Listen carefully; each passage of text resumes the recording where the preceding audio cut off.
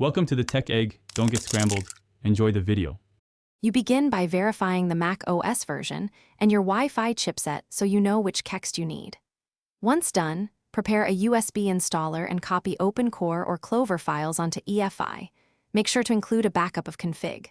Plist. You should extract the vendor and device ID from the Windows or Linux machine. This tells you whether to use Airport ITLM Fixup, or BRCM patch RAM. Start with the simplest compatible kext to reduce variables.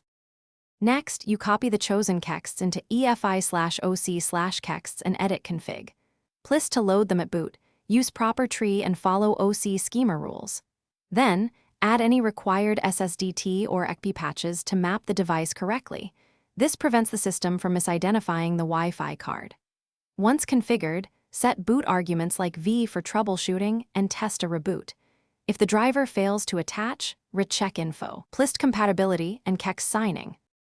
Finally, you boot into Mac OS and verify the Wi-Fi adapter under System Information so you confirm the driver loaded. If networks don't appear, re-sign and load kexts, then clear caches with sudo kextcache i/ and reboot.